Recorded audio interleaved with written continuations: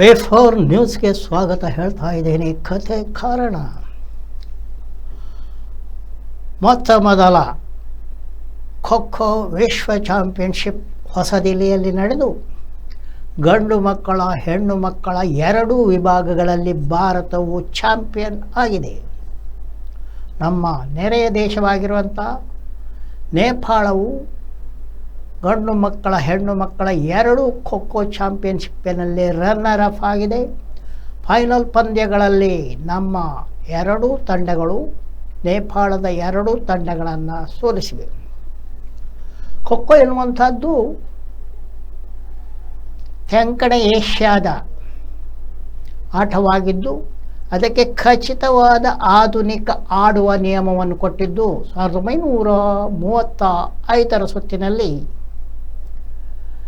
ಮಹಾರಾಷ್ಟ್ರದ Deccan athletics association ಇಲ್ಲವೇ ಕ್ರೀಡಾಕೂಟದವರು ಅದಕ್ಕೆ ಒಂದು ಸ್ವಾತಂತ್ರ್ಯ.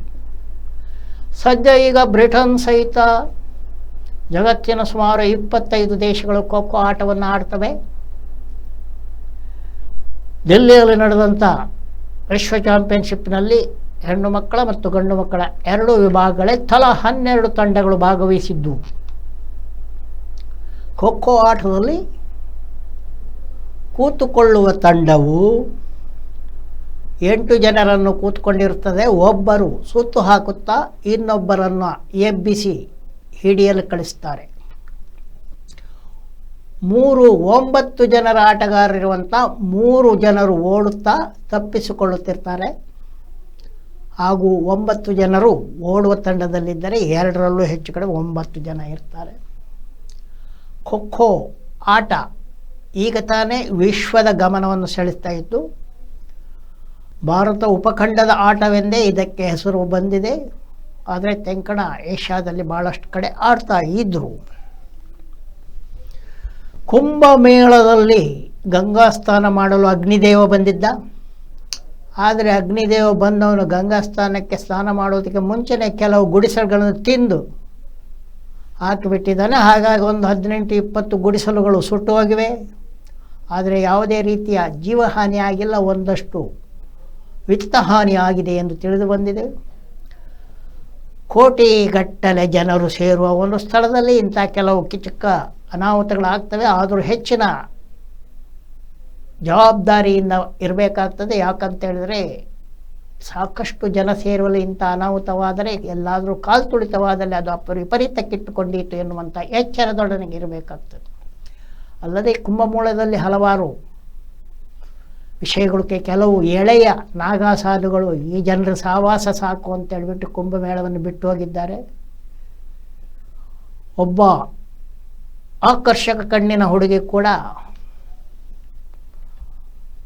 ಮಾರಾಟದ ವಸ್ತುವನ್ನು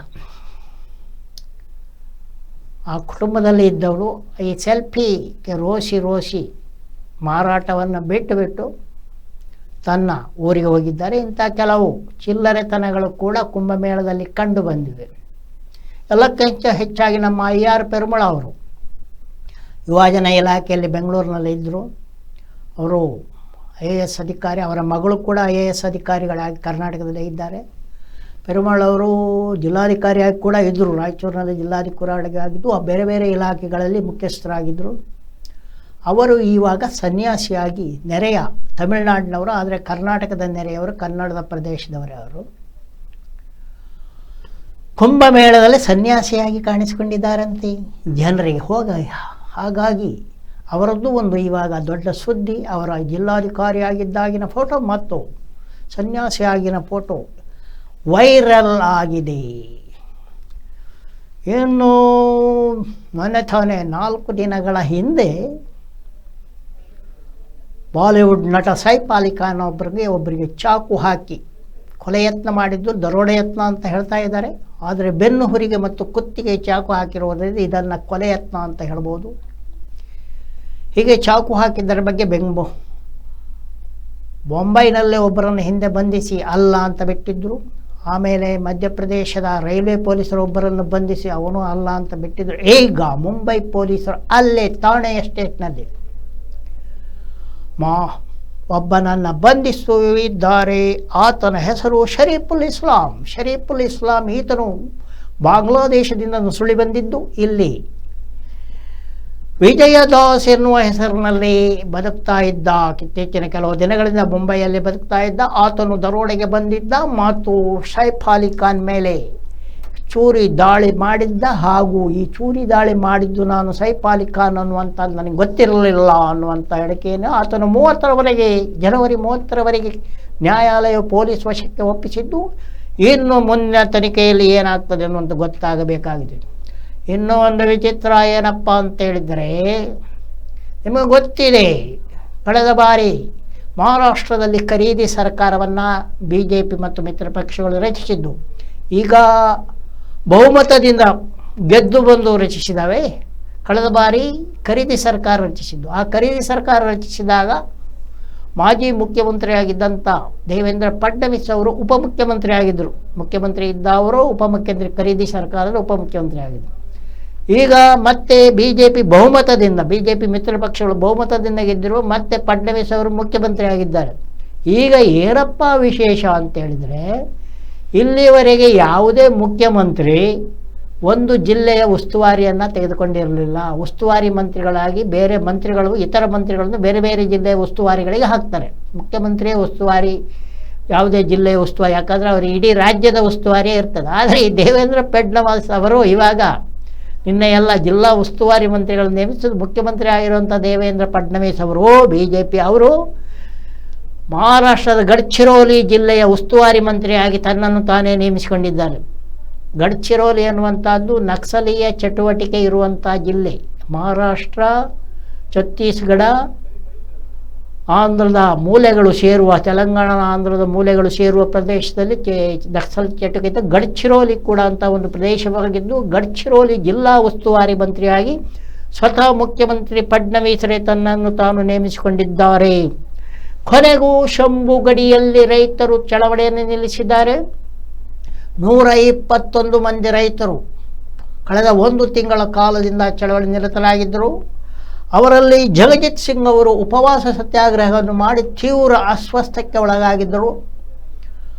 ಎಲ್ಲರ ಒತ್ತಾಯದ ಬಳಿಕ ಅವರು ಇವಾಗ ಚಿಕಿತ್ಸೆಗೆ ಆಸ್ಪತ್ರೆಗೆ ಹೋಗಲು ಒಪ್ಪಿಕೊಂಡಿದ್ದಾರೆ. ಹಾಗೂ ರೈತರು ಇನ್ನೂ ಕೂಡ ನಿಮಗೆ ಗೊತ್ತೇ ಇದೆ, ಪ್ರಧಾನಿ ಮೋದಿಯವರು ರೈತರ ಚಳವಳಿಗೆ ಕಿವಿ ಕೊಡೋದಿಲ್ಲ, ಉದ್ಯಮಿಗಳ ಚಳವಳಿಗೆ ಕಿವಿ ಕೊಡ್ತಾರೆ. ಹಾಗಾಗಿ ಈ ಭಾಗ ರೈತರು ಆದಷ್ಟು ಬೇಗ ಕೇಂದ್ರ ಸರ್ಕಾರವು ರೈತರ ಜೊತೆ ಮಾತನಾಡಲಿ ಅಂತ ಹೇಳಿದ್ದಾರೆ. ಅವರು ಮಾತನಾಡ್ತಾರೆ ಅನ್ನೋದು ಇನ್ನೂ ಕೂಡ ಸಂಶಯ ಇದೆ. ಸದ್ಯಕ್ಕೆ ರೈತರ ಚಳವಳಿ ನಿಂತಿದೆ ಹಾಗೂ ಅದು ಮತ್ತೆ ಹತ್ತಿಕೊಳ್ಳುತ್ತದೆ ಅನ್ನೋದರಲ್ಲಿ ಯಾವುದೇ ನಮ್ಮ ಅನುಮಾನ ಇಲ್ಲ. ದಿಲ್ಲಿಯಲ್ಲಿ ಫೆಬ್ರವರಿ 5ಕ್ಕೆ ಮತದಾನ, 8ಕ್ಕೆ ಫಲಿತಾಂಶ. ಆ ಬಗೆಗೆ ಈಗ ಮೂಲೆ ಸ್ಪರ್ಧೆ ಇದ್ದು ಒಬ್ಬರನ್ನು ಒಬ್ಬರು ಬೈಯುವುದೇ ದೊಡ್ಡ ಒಂದು ಕಿತಾಪತಿ ಆಗಿದೆ.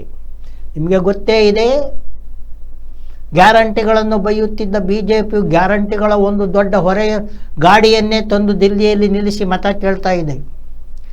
ಈಗ ಮುಖ್ಯಮಂತ್ರಿ ಆತಿಶಿಯವರು ಅರವಿಂದ ಕೇಜ್ರಿವಾಲರನ್ನು ಕೊಲ್ಲಲು ಪ್ರಯತ್ನ ನಡೆಸಿದ್ದಾರೆ BJPಯವರು ಎನ್ನುವಂಥ ಒಂದು ಮಾತನ್ನು ಹೇಳಿದರೆ ಆರೋಪ. ಅದು ಆರೋಪ ಮುಂದೆ ಏನಾಗುತ್ತಂತೆ ಈಗಲೇ ಹೇಳಲಿಕ್ಕೆ ಬರುವುದಿಲ್ಲ. ಹಾಗೂ ದಿಲ್ಲಿ ವಿಧಾನಸಭಾ ಚುನಾವಣೆ ಇಲ್ಲಿಯವರೆಗೆ ಎಂದು ಕೂಡ ಇಷ್ಟೊಂದು ತೀಕ್ಷ್ಣವಾದ ವಿವಾದ, ಗಲಾಟೆ, ಬೈಗುಳಗಳ ಪ್ರಚಾರ ನಡೆದಿಲ್ಲ ಅಂತ ತಿಳಿದು ಬಂದಿದೆ. ಒಂದು ಕಡೆ ರಾಹುಲ್ ಗಾಂಧಿಯವರು ಅವರ ತಂಡದವರು, ಇನ್ನೊಂದು ಕಡೆ ಮೋದಿಯವರು ಅವರ ತಂಡದವರು ಹೀಗೆ ಗಲಾಟೆ ಮಾಡ್ತಾನೇ ಇದ್ದಾರೆ ಅಂತ ಹೇಳ್ಬೋದು. ಇವೆಲ್ಲದರ ನೋಡಿ ಕರ್ನಾಟಕದ ಯಥಾ ಪ್ರಕಾರ ವಿಜಯೇಂದ್ರನ ಓಡಿಸ್ತೀರಾ ಇಲ್ವಂತ ಯತ್ನಾಳ್ ಕೇಳ್ತಾ ಇದ್ದಾರೆ, ಯತ್ನಾಳನ್ನು ತೆಗಿತೀರಾ ಇಲ್ವಂತ ವಿಜಯೇಂದ್ರ ಕಡೆಯವರು ಕೇಳ್ತಾ ಇದ್ದಾರೆ. ಬೆಳಗಾವಿಯಲ್ಲಿ ಕಾಂಗ್ರೆಸ್ ಅಧಿವೇಶನ 100 ವರ್ಷದ ಸಂಬಂಧ ಮಹಾತ್ಮ ಗಾಂಧಿಯವರ ಪ್ರತಿಮೆಯನ್ನು ಅಲ್ಲಿ ನಿಲ್ಲಿಸಲಾಗ್ತಾ ಇದೆ. ಅದು ಇಂದು ಬಗೆಗೆ ವಿಶೇಷವಾದ ಕಾರ್ಯಕ್ರಮ ಕಾಂಗ್ರೆಸ್ ಹಮ್ಮಿಕೊಂಡಿದೆ. ಅದು ಯಶಸ್ವಿ ಆಗುವಂಥ ಎಲ್ಲ ಲಕ್ಷಣಗಳು ಕಾಣಿಸ್ತಾ ಇದೆ ಅಂತ ಹೇಳುತ್ತಾ ಕತೆ ಕಾರಣಕ್ಕೆ ಒಂದು ವಿರಾಮ ಹಾಕಿ ನೋಡ್ತಾ ಇರಿ V4 ನ್ಯೂಸ್ ಹಾಗೂ ನಮ್ಮ ಯೂಟ್ಯೂಬ್ ಚಾನಲ್ ತಾವೆಲ್ಲ ಸದಸ್ಯರಾಗಿ ಎಂದು ಹೇಳುತ್ತಾ ಮಾಡ್ತಾ ಇದ್ದಾರೆ. ನಿಮಗೆಲ್ಲ ಒಂದು ದೊಡ್ಡ ನಮಸ್ಕಾರ.